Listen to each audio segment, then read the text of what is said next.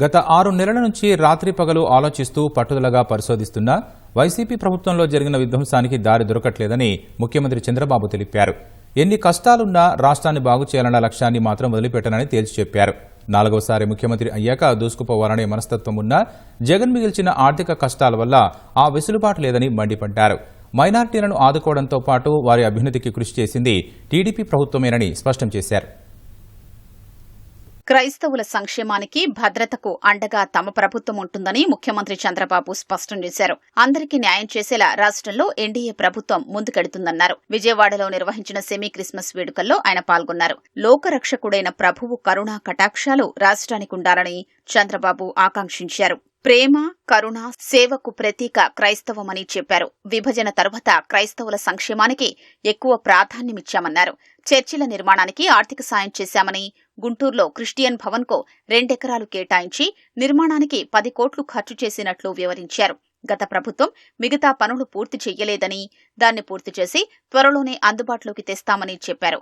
క్రైస్తవ శ్మశాన వాటికలకు నిధులు కేటాయిస్తామని హామీ ఇచ్చారు. ఉమ్మడి ఆంధ్రప్రదేశ్లో సెమీ క్రిస్మస్ వేడుకల్ని జిల్లాల్లోనూ నిర్వహించింది టీడీపీయేనన్న చంద్రబాబు జెరూసలేం యాత్రకు మొదటిసారి ఆర్థిక సాయం అందించామని గుర్తు చేశారు. క్రైస్తవ సంస్థలు ప్రారంభించిన ఎయిడెడ్ సంస్థల్ని గత 5 ఏళ్లలో నిర్వీర్యం చేశారని విమర్శించారు. రాష్ట్రంలో ఆర్థిక సమస్యలున్నాయన్న సీఎం అన్నింటినీ అధిగమించి రాష్ట్రానికి పూర్వ వైభవం తెస్తామని స్పష్టం చేశారు.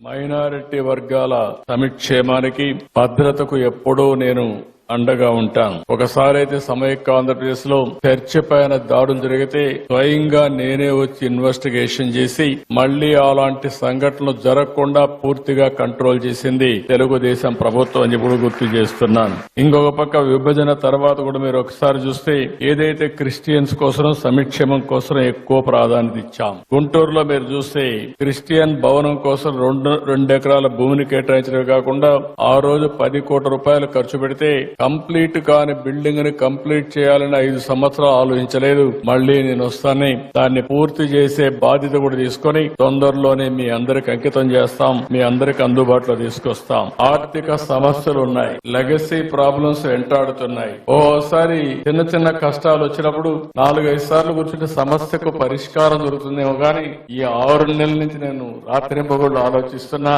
పట్టుదలగా పరిశోధిస్తున్నా, అయినా కూడా ఇప్పటికి కూడా నాకు ఒక దారి లేదంటే ఎంత డ్యామేజ్ జరిగిందో మీరందరూ గుర్తుపెట్టుకోవాల్సిన అవసరం ఉంది. కానీ నాకు ఒక బాధ్యత మీరందరూ ఇచ్చారు. ఆ బాధ్యతతో తప్పకుండా ఎట్టి పరిస్థితిలో మళ్లీ పూర్వ వైభవం తీసుకొచ్చే వరకు వదిలిపెట్టనని చెప్పి కూడా మీ అందరికి హామీ ఇస్తున్నా.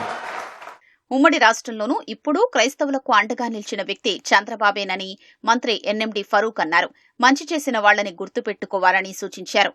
క్రీస్తు మతాన్ని స్వీకరించకపోయినా క్రీస్తు తత్వాన్ని చంద్రబాబు అనుసరిస్తారని ఉపసభాపతి రఘురామకృష్ణరాజు అన్నారు. గతంలో మేము 16 కోట్ల రూపాయలు చర్చికి ఇచ్చినాం. 10 కోట్ల రూపాయలు పరివైపోయింది. 6 కోట్ల రూపాయలు ఇవ్వాలా, 5 సంవత్సరాలు అయిపోయింది. 1 రూపాయి ఇచ్చినారా? మీరు ఎవరన్నా అడిగినారా? చెప్పాలి కదా క్రైస్తవ సోదరులు. మావాడేం ఏం చేశాడు మావాడు? మేము ఇంటికి వస్తే మా మీద కోపము, ఏమి మీద ప్రేమ. ఇది ఎక్కడ న్యాయమే? ఇది హజ్ పోయే వాళ్లకు కడపలో ఏర్పాటు చేస్తామని 24 కోట్లు ఇస్తే శిథిలావస్థ అయిపోయింది. ఇప్పుడు 5 ఏళ్లు దాన్ని పట్టించుకునే ఎవరు పట్టించుకోలేరు? మైనార్టీలు, ముస్లింలు. మనం ఆలోచించుకోవాల్సిన అవసరం ఉంది. పనిచేసే వారికి పనిచేయాలి. మనం మీరు మార్పు రావాలా, మాలో మార్పు రావాలా. క్రీస్తు మతాన్ని స్వీకరించకపోయినా క్రీస్తు తత్వాన్ని ఫాలో అయ్యేది మా ముఖ్యమంత్రి గారు.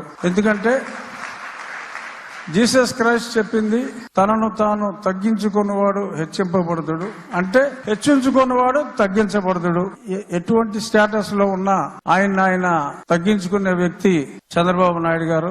మరి ఆలస్యంగా అయినా మరి మీరు గుర్తించారు. సో కాబట్టి మీరందరూ మీ గుండెల్లో జీసస్ క్రైస్ట్ కి ఎంత ఇంపార్టెన్స్ ఇస్తారో ఆ తత్వాన్ని అలవర్చుకున్న మా ముఖ్యమంత్రి గారికి కూడా అంతే ఇంపార్టెన్స్ ఎప్పుడు మీ గుండెల్లో ఉండాలని మనస్ఫూర్తిగా కోరుకుంటూ థ్యాంక్ యూ. తర్వాత సీఎం చంద్రబాబు మంత్రులు, పాస్టర్లు, క్రిస్టియన్ మత పెద్దలతో కలిసి కేక్ కట్ చేశారు.